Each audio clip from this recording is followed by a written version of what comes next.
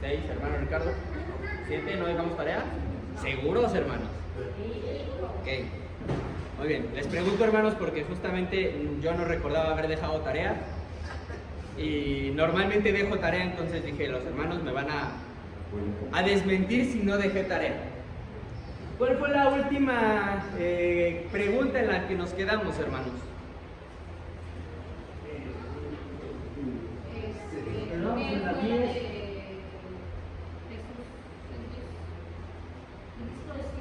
¿Cristo es Dios? ¿Nos quedamos en esa? Sí. Esta es la que sigue. No, esa fue la que sí vimos.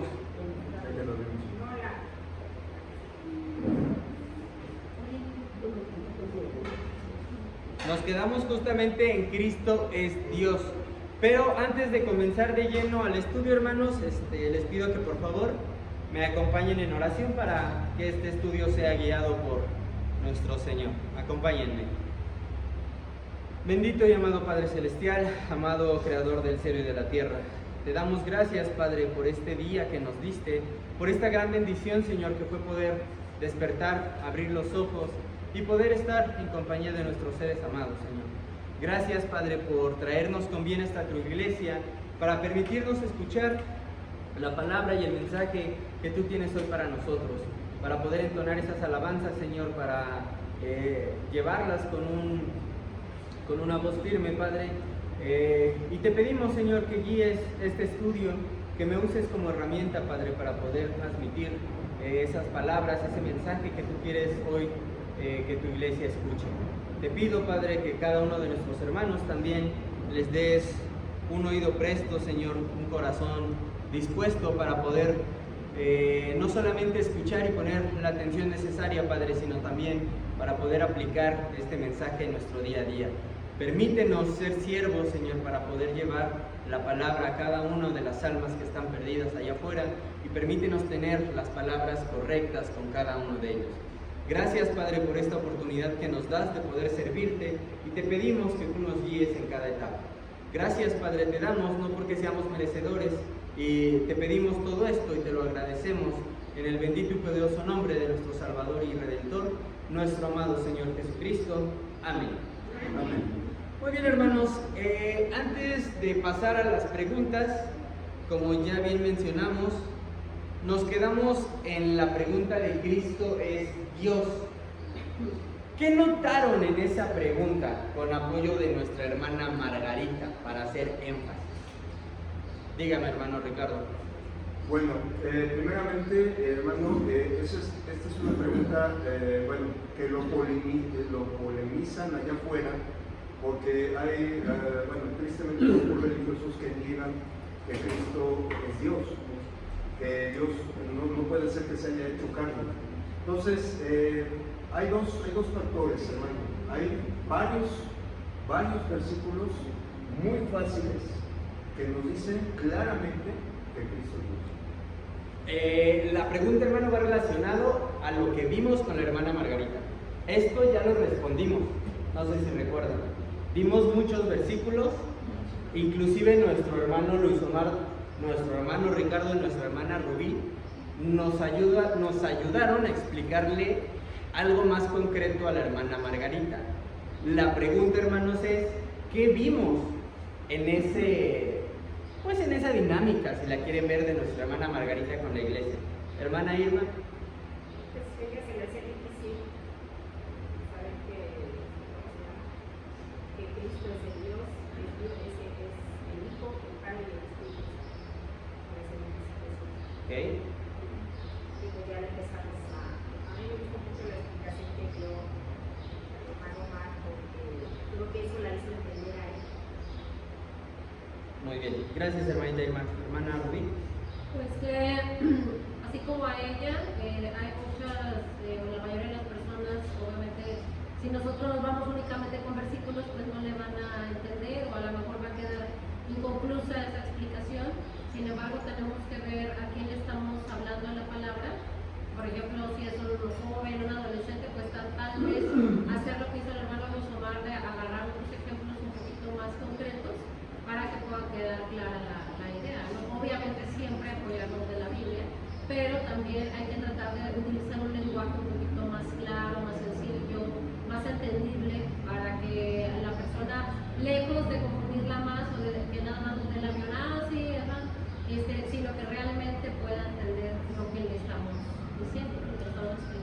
Exacto, la hermana Rubí está abriendo justamente el punto que yo quería tocar hoy, hermanos. Si recuerdan, en nuestras anteriores clases hablábamos de los diferentes tipos de personas, ¿no? Y cómo tenemos que hablarle a cada una. Después hablábamos de la manera en la que ellos tal vez nos podían responder o cosas que nos podían decir, pero el primer punto de la clase, de la primer clase que gracias a Dios yo les pude compartir, era escuchar. Les pedía y les decía, hermanos, si vamos a salir a evangelizar, tenemos que escuchar. No solamente concentrarnos en tal vez la pregunta, ¿no? Sino entender todo el contexto que hay detrás con una persona. Entonces, hermanitos, justamente eso me lleva a pues las respuestas de hoy en día. ¿Podemos decir 20 versículos que nos ayuden a responder eso? Claro que sí. Y es deseable y es lo que Dios espera, que tengamos esos versículos en la mente. Pero ¿cómo tenemos que entregar esos versículos a esas personas que nos escuchan? Hermano Ricardo. Por ejemplo, como dijo mi hermano Luis, hay que apoyarlo con ejemplos. Por ejemplo, la manifestación de Dios en 3 personas, hermano, yo lo digo, uno de ellos muy claro, lo del agua. ¿Sí? Está en 3 elementos y la esencia es la misma. Pero la otra vez me acordé que aquí hay un texto también muy claro, apoyando ese ejemplo del hermano. No sé si me lo permita leer. Mateo 3, del 16 al 17. El bautismo de Cristo.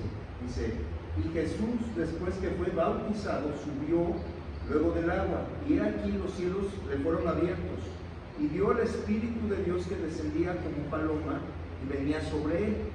Y hubo una voz de los cielos que decía: este es mi Hijo amado, en quien tengo complacencia. Entonces, en estos 2 textos vemos la manifestación de Dios en las personas. Cristo, como él dijo, lleno del Espíritu Santo, como en forma tal para ungirlo, para iniciar su ministerio, y la voz en el cielo que decía: este es mi Hijo amado. Okay. Entonces, eso es un ejemplo. ¿Cuál era la pregunta de la hermana Margarita, hermano Ricardo?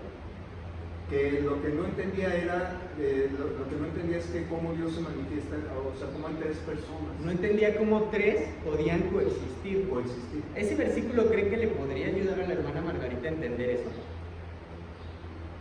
Pues sería, es un ejemplo claro, o sea, para mí sí es claro, porque, o sea, si hubiera sido otra persona, pues ni se abren los cielos, ni baja el Espíritu. Fue yo creo un evento muy grandioso. Okay. Hermano Luis Omar, ¿cree que estos versículos que nuestro hermano Ricardo nos está diciendo le hubiesen ayudado a la hermana Margarita? Pueden orientar a adentrarse un poco más, a querer saber más. Más a profundidad. Invitaría a la persona prácticamente con estos versículos a adentrarse más. Exacto. Tenemos, hermanos, que responder claramente para no causar más dudas. Y si vamos a causar más dudas, ¿qué era lo que teníamos que hacer? Que esas dudas vayan encaminadas a que las personas conozcan el plan de salvación, ¿no? Entonces, hermanos, ese ejemplo, como les dije, no fue planeado, pero es una realidad que vamos a vivir. Y no estoy hablando solamente de un evento de evangelización, y no estoy hablando de cuando salgamos como iglesia. Estoy hablando a cuando las personas con las que vivimos y tal vez no estén bautizadas, nuestros amigos, nuestros compañeros de trabajo, nos hagan esas preguntas. Y hermanos, tenemos que estar preparados, porque vimos muchos tipos de personas, ¿no? Las personas necias, las personas con desconfianza, las personas con enseñanza previa, las personas con costumbres, con tradiciones. Cada persona es un mundo y cada persona nos va a contestar de manera diferente. Tenemos que estar, como nos lo decía nuestro versículo base para esta parte, preparados para presentar. Entonces, pues tenemos que tener la seguridad de nuestra fe, hermanos, y tenemos que tener bien sentadas las simientes de justamente lo que creemos. Y para eso, hermanos, pues precisamente son los estudios, las prédicas, este taller, para ir estudiando y resolviendo inclusive, pues también nuestras dudas, ¿va? Pasemos con nuestra siguiente pregunta, hermanitos, para no pasar más tiempo. ¿Quién me dice cuál es? ¿Los cristianos también sufren? ¿Qué color le dio, hermana Lupita? Gracias, hermano Ricardo. ¿Cómo clasificó la pregunta de los cristianos también sufren? ¿Pero cómo la clasificó?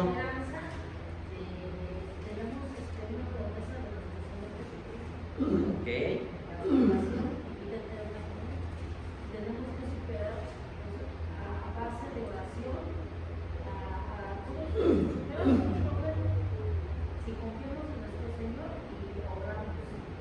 Muy bien. ¿Eso es lo que usted le respondería, hermana, a alguien que le contestaría? ¿Qué versículo? ¿Tiene versículos? ¿No? Ok. Vamos hoy a cambiar un poquito la dinámica, hermanos. Vamos a ver qué le contestaríamos a una persona que nos pregunte eso. Hermanita Susi, ¿qué me contestaría si yo le digo que de qué me sirve ser cristiano si también está sufriendo usted?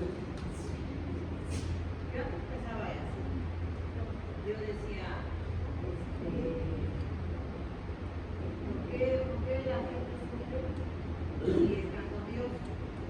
Pero yo ahora ya he razonado y me he dado cuenta que yo no puedo sufrir porque es una forma de que Dios nos está moldeando para nosotros cambiar y ver que no todo es felicidad. Si Él sufrió, pues nosotros también tenemos que ir a lo que pienso. Y eso, ese sufrimiento me hace cambiar y desvalorar muchas cosas. Ya se ve la vida diferente. Yo decía antes, ¿por qué tengo que sufrir? Si Dios me ama, ¿por qué tengo que sufrir? Pero también es una consecuencia de todo lo que pasa. Eso le explicaría, por ejemplo, a alguien que no está bautizado, que le haga esa pregunta. ¿Cómo se lo explicaría? Suponiendo su marido o sus hijas. ¿Cómo se los explicaría a usted?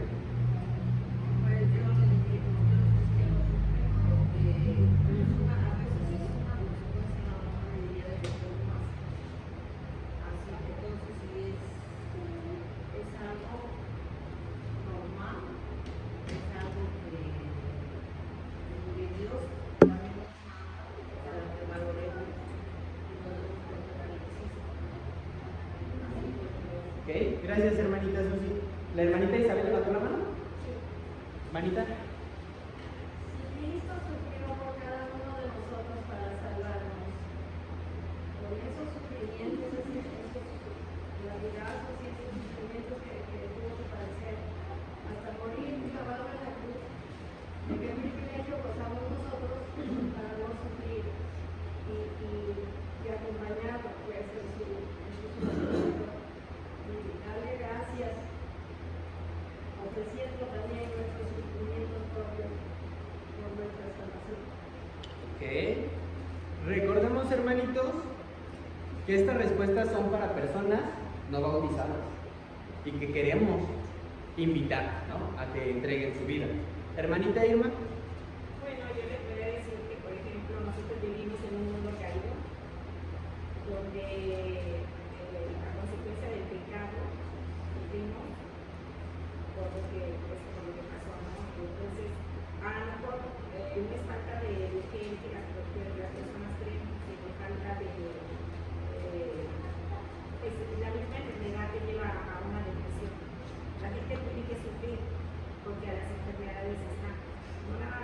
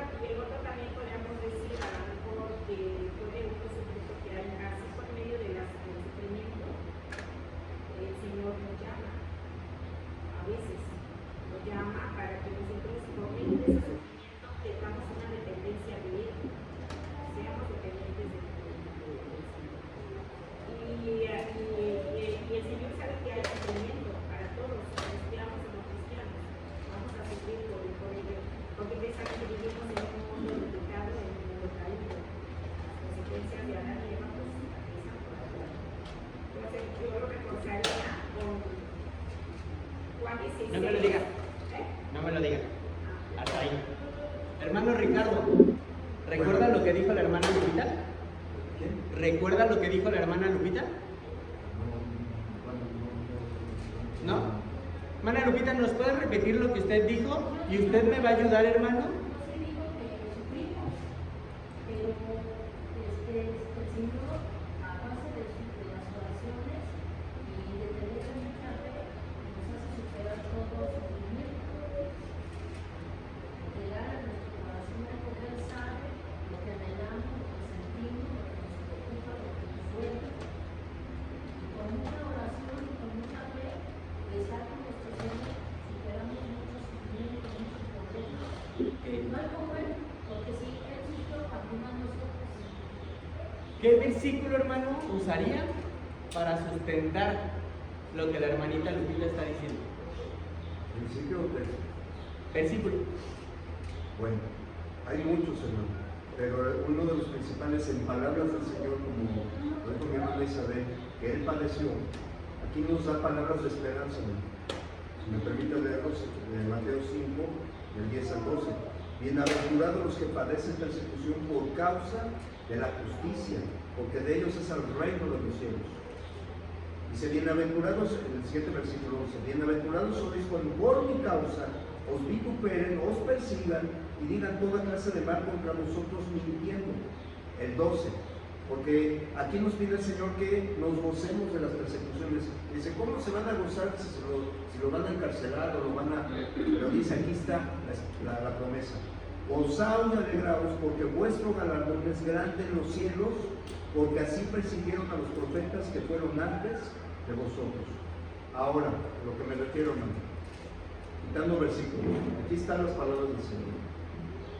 Lamentablemente en este mundo, hermano, está tan mal, ya dice que lo bueno es malo y lo malo es bueno, hermano, que lamentablemente al mundo no le gusta la verdad. Y nosotros, por la comisión que nos dio el Señor, debemos de pregonar, debemos de predicar y debemos de enseñar con amor y con mansedumbre la verdad. Esa es la palabra clave, hermano, la verdad. Ok, hermano. Allá Gracias. no les gusta la verdad. Manita Lupita, ¿qué versículos le dijo el hermano Ricardo? ¿Cuál es la idea con esto, hermanos? La hermana Susi dijo algo, la hermana Irma dijo algo. Los siguientes dos hermanos van a ayudar a esas hermanas a tener la base bíblica. Entonces, hermanito Ricardo, justamente para respaldar lo que están mencionando. Hermano Ricardo, ¿puede repetirle a la hermana Lupita qué versículos usó? Sí, hermano. Para que la hermana Lupita los pueda anotar Sí. y los pueda utilizar cuando diga su comentario a alguien que lo necesite. Sí, hermano. Es Mateo 5, del versículo 10 al 12, en palabras del Señor. Ahí es donde debemos aprender. ¿Qué dijo nuestro Señor primeramente? Y luego ya los apóstoles inspirados. Hay muchos textos, pero este para mí es la base. Gracias, hermano Ricardo. Hermano César. Sí, hermano, respondiendo a la pregunta original, ¿los cristianos también sufren? La respuesta debería ser sí, seguramente. Podríamos ir a Santiago, capítulo 1, versículo 12 en adelante, donde no solamente se nos dice que vamos a sufrir, sino se nos dice que es necesario que suframos, que pasemos por pruebas. O sea, es parte de la vida del cristiano. Y como cristianos tenemos que entender eso. Pero también, como somos hermanos, pues la realidad es que hay varias pasajes, no solamente el que decía el hermano, sino donde se nos insta a que a pesar de estos sufrimientos, pues nosotros como decía nuestra hermana tenemos la esperanza. No hay mismo en Santiago dice, alegraos porque este sufrimiento va a producir algo. Luego, por ejemplo, Filipenses 4:4 al 6, regocijaos en el Señor siempre, o sea, particularmente en el periodo de prueba, porque tenemos una manera de pasar por medio de esas tribulaciones sin caer, ¿no? La Escritura dice que todas nuestras necesidades sean conocidas al Señor. No estés afanosos sino sean vuestras peticiones delante de Dios en toda oración conocidas. También en Efesios, capítulo 6, versículo 11 en adelante, ¿no? Habla acerca de la armadura de Dios. Habla acerca de cómo todo esto que vamos a vivir, pues no estamos solos, ¿no? Sino que el Señor nos dejó, ahora sí que una armadura, unas herramientas con las que nosotros podemos sufrir. Sin embargo, nuestro sufrimiento no es un sufrimiento que transitemos solos, sino como compañía del Señor. Ok, gracias hermano César. Hermana Susi, ¿algún versículo de los que mencionó nuestro hermano César le podría ayudar con la explicación que usted dio?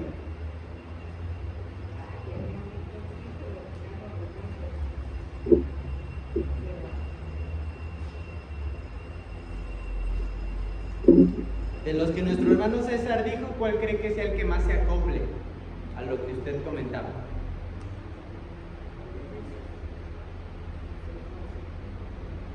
Dígame. Efesios 6:11, ¿qué dice?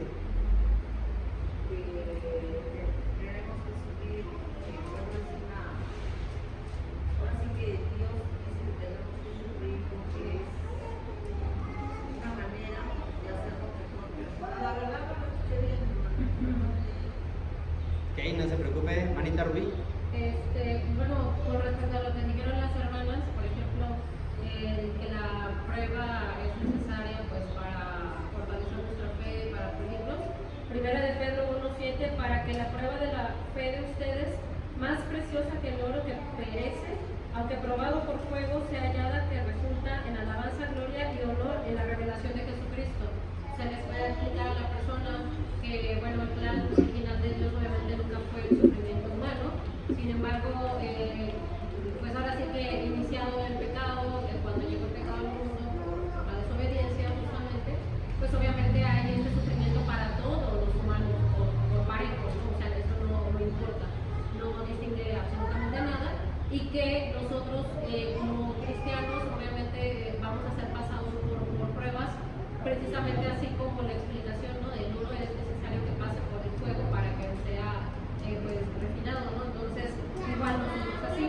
Y en primera de Pedro 4,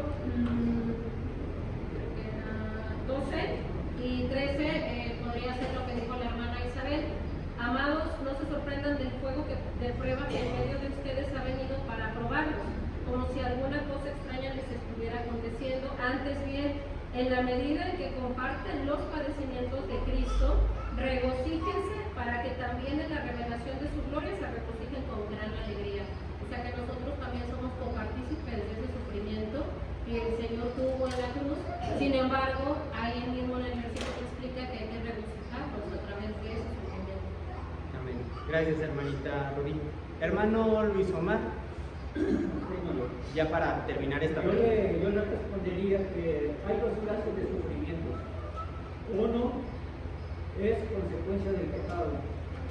El otro son pruebas que Dios permite que el cristiano pase con un propósito, con el propósito de lo que dice precisamente el primero de Pedro, capítulo 1, 6-7.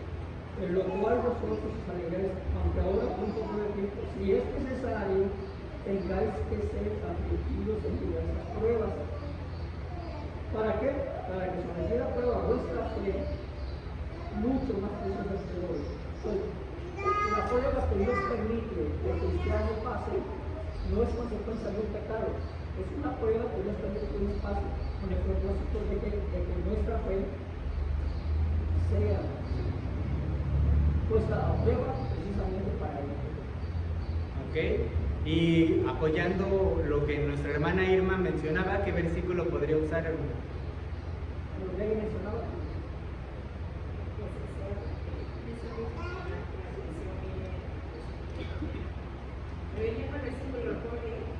¿Mande? Por favor, hermano. Lo que yo dije, es Juan 16:33. Dice, estas cosas os he hablado para que en mí tengáis paz. en el mundo tendrán aflicción, pero confiar, yo he vencido al mundo. Entonces, hablar a esas personas, decirles que las aflicciones las tenemos todos, por el pecado, por el mundo caído que vivimos. Pero tenemos una esperanza, dice el Señor, si confiamos en Él, dice, o sea, confiando en lo que Él hizo, nosotros vamos a pasar por una prueba, tener confianza en el Señor, creer en Él. Okay. Y diría a esa persona, Gracias, hermanita Irma. Hermana Ceci, con todo lo que dijimos, ¿cómo explicaría de manera sencilla por qué los cristianos sufrimos a una persona no bautizada? Con todo lo que dijimos, de manera sencilla.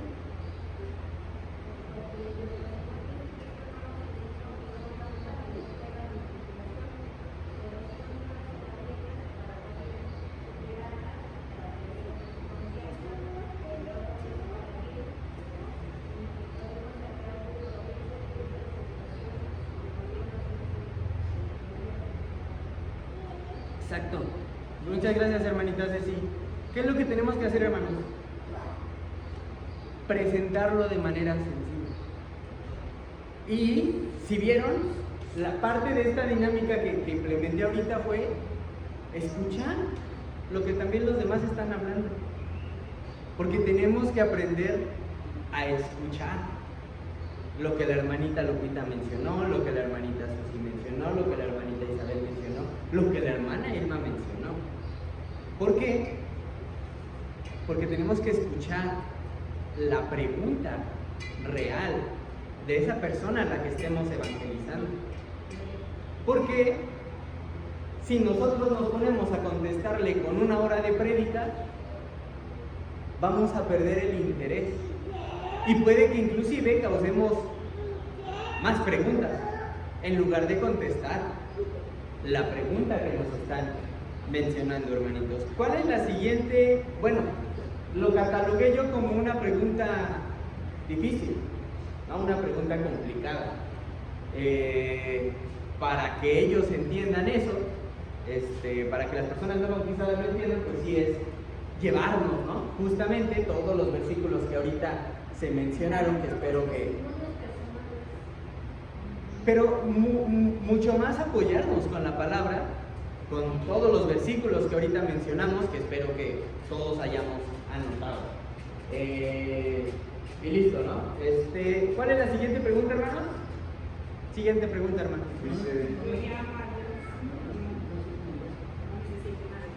No necesito una iglesia, una religión. ¿Qué contestó hermanita Irma?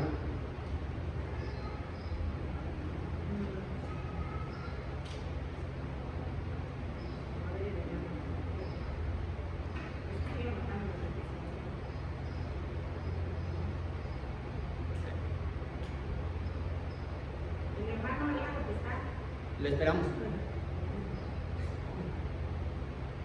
O a ver, el hermano Vicente, que hoy no ha participado, ¿qué contestó a esa pregunta?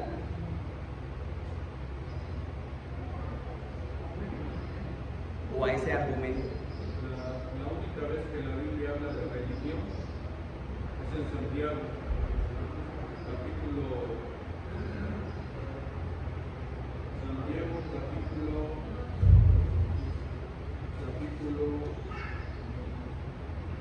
4,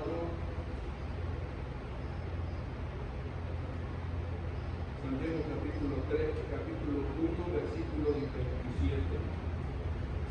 La religión pura y sin mácula delante de Dios el Padre es esta: visitar a los huérfanos y a las viudas en sus tribulaciones y guardarse sin mancha del mundo. Cuando alguien dice que no necesita de una religión, pues la Biblia solamente habla de religión la única vez en el Antiguo y el Nuevo Testamento, y en todo lo demás de la Biblia en este versículo. Entonces, si identificamos religión como la descripción que da este versículo, bueno, eso es lo que Dios quiere. Entonces, si la gente dice que no necesita religión, está diciendo que no está interesado en preocuparse por su propio, no está interesado en buscar el bien de los demás. quizás se infiere que más busca su propio bien o el de los suyos. Entonces, a esa pregunta es esta respuesta.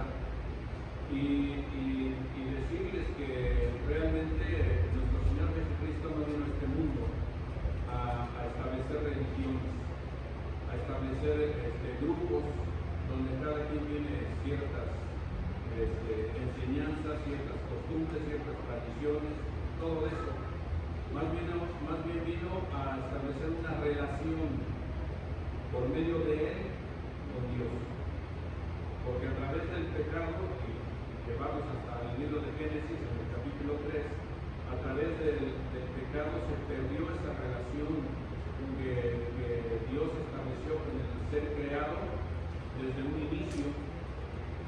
Entonces, no vino Dios mismo ni Jesucristo a establecer una religión, vino a establecer una relación perdida, rota. Y a través de esa relación, por medio de Jesucristo, el ser humano se puede acercar a Dios. Entonces, si lo deseable es que tú te acerques a Dios, lo deseable, así como en nuestro caso lo hemos hecho, pues nos acercamos a Dios y no somos gente perfecta, pero somos gente que amamos a Dios y queremos hacer su voluntad. Entonces, más bien la invitación es de que tú te relaciones con Dios por medio de Jesucristo. Y entonces tenemos pasajes que nos hablan acerca de cómo es que se viene a llevar a cabo esa relación.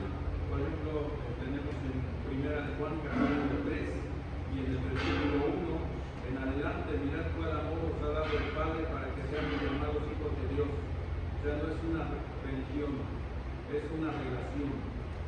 Por esto el mundo no nos conoce, porque no le conoció. Amados, ahora somos hijos de Dios y aún no se han manifestado lo que hemos de ser, pero sabemos que cuando Él se manifieste seremos semejantes a Él, porque le veremos tal como es.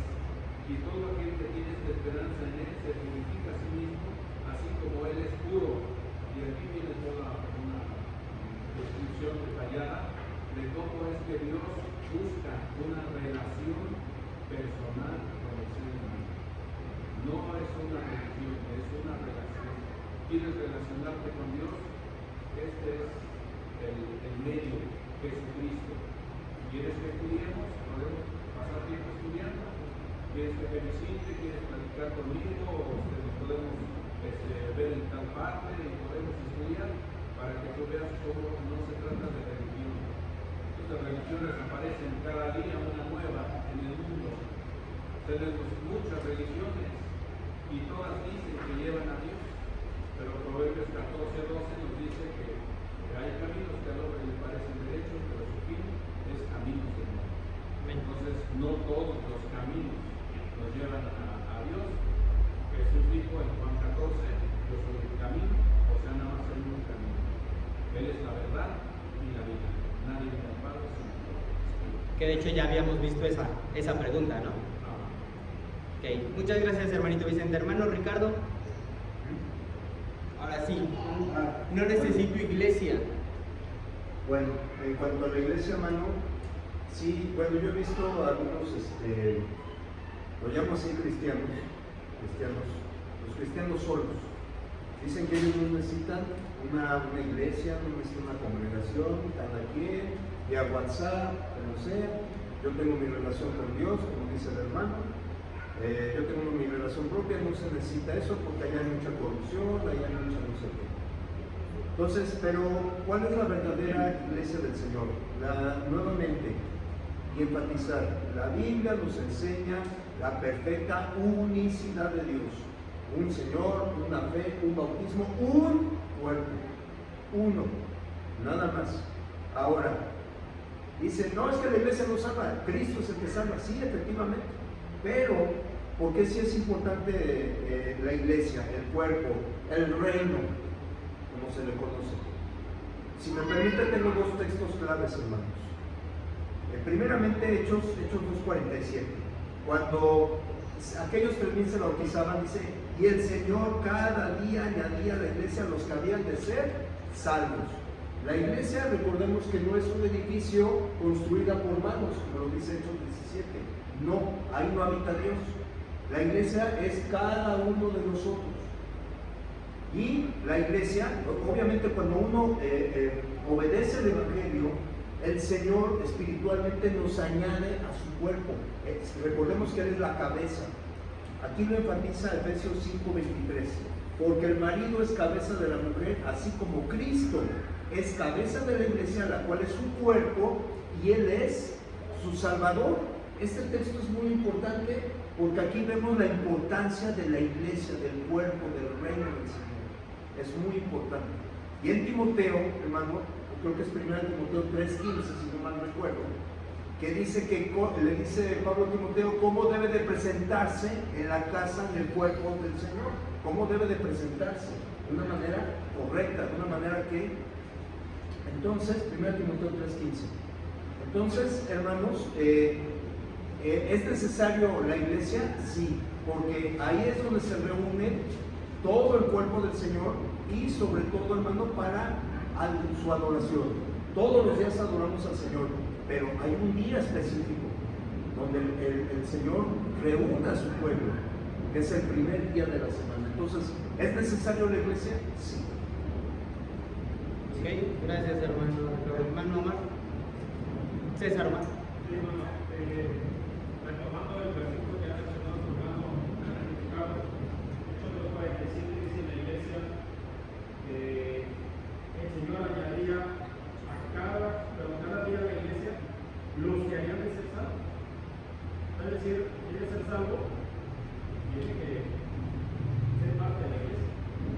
Porque, digamos, analizando el texto, pues solo los que son salvos son parte de la iglesia. Así que en efecto la iglesia es necesaria, si es que quiere ser salvo. Muchas gracias, hermano. ¿Vas a agregar algo más? Hermana Rubí, ya para pasar a la siguiente pregunta.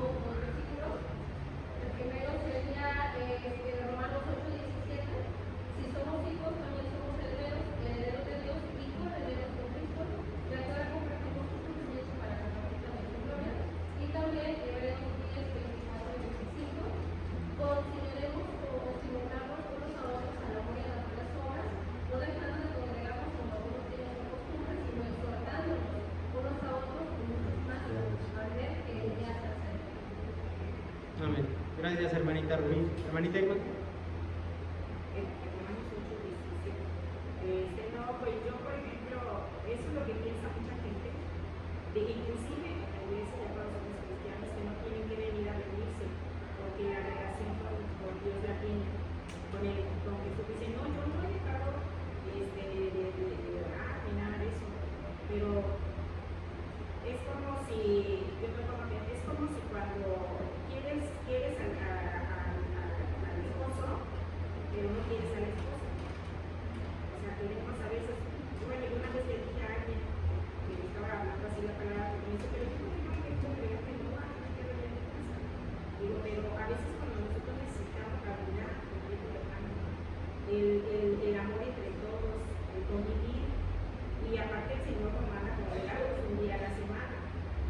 Entonces, yo le decía a ella, es como cuando tú quieres que nada más al Señor, pero no quieres a la otra, no quieres congregarte, pues, porque no quieres la comunión con las otras personas. Entonces es como si quisiéramos nada más al esposo, pero no queremos que entre la novia o que nos dé las cosas. O sea, yo no invito a usted, por ejemplo, podemos decir, yo te invito a mi casa, pero nomás invito al esposo. No invito a los demás, a la novia no quiero que vengan, a las cosas no quiero que vengan. Entonces así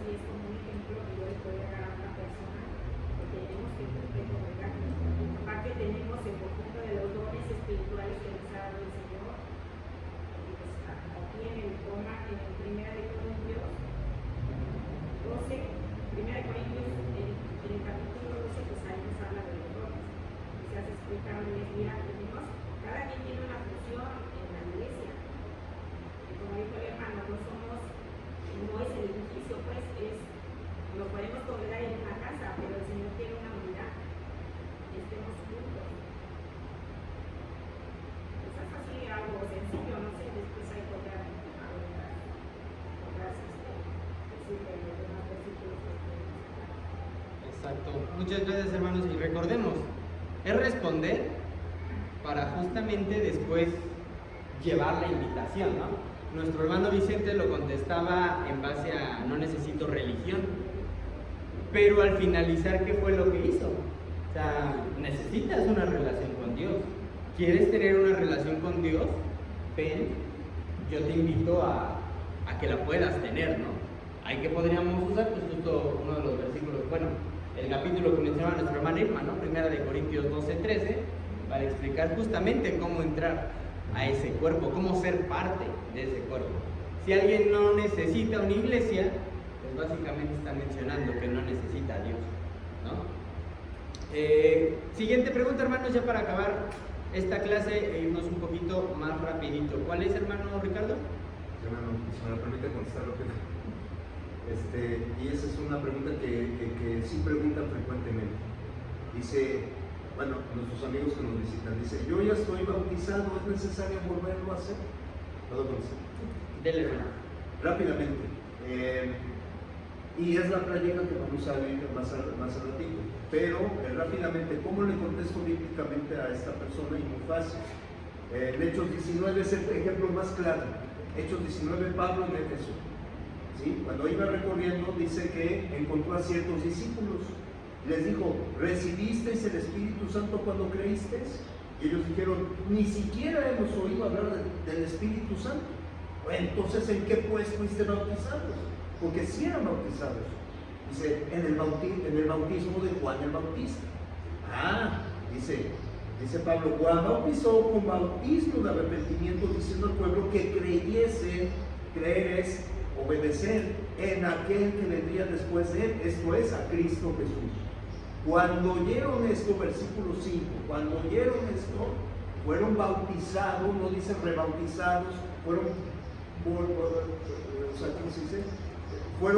nuevamente bautizados, no dice, fueron bautizados en el nombre del Señor Jesús. No dice rebautizados, o no dice volvieron a bautizarse, no dice eso. Dice, fueron bautizados. Y cuando dice esto, ahora, recordemos el contexto histórico. El bautismo de Juan, que fue en un breve periodo, fue un mandamiento del Señor, sí. Pero cuando vino Cristo Jesús y ya la iglesia, el reino ya estaba abierto, ese bautismo ya era obsoleto, ya no valía. Por eso dicen que pues fuiste bautizados si no oyeron el Espíritu Santo. No, pues en el bautismo de Juan. Pero aquí lo dice, bueno, Juan bautizó así. Y él predicó que creyesen en aquel que iba a venir después de él. Cuando oyeron esto, cuando discernieron, cuando obedecieron y se fueron bautizados. Esa es la palabra clave. Okay. Gracias, hermano Ricardo. Gigi, ¿qué le contestarías a una persona que dice que ya fue bautizada? ¿Cómo le responderías? No fue bautizada de una manera correcta, de una manera típica que habla en la Biblia. No se bautiza de bebés o de niños de temprana edad, sino que cuando el corazón sienta que ya está listo para formar parte de la iglesia, se bautiza sonando las reglas que dice la Biblia de cómo se debe bautizar. Ok, muchas gracias, Gigi. Hermana Socorrito, ¿qué le contestaría a una persona que le diga eso? Yo no me bautismo así como tú dices porque yo ya estoy bautizado.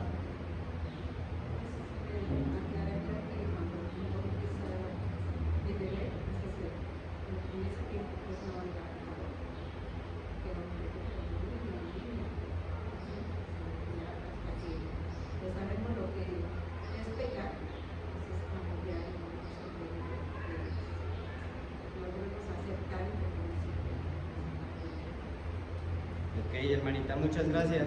¿Cómo catalogarían entonces este argumento? ¿Amarillo, rojo, verde? Amarillo. ¿Sí? Yo lo cambiaría ahorita, yo lo pondría verde porque a mí me quedó bien claro. No sé ustedes, pero yo no sé cómo, ya cada quien lo tiene. Porque realmente, explicando cómo es el bautismo correcto, y como bien lo dijo Gigi, no es, tu bautismo no fue para perdón de pecados, y la hermana Socorrito, ¿no? Todavía no pecabas.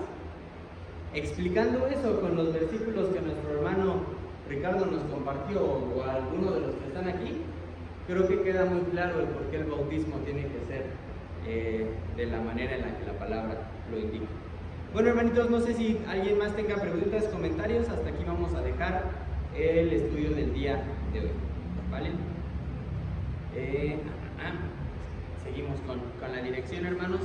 Entonces, les pido que por favor, los que puedan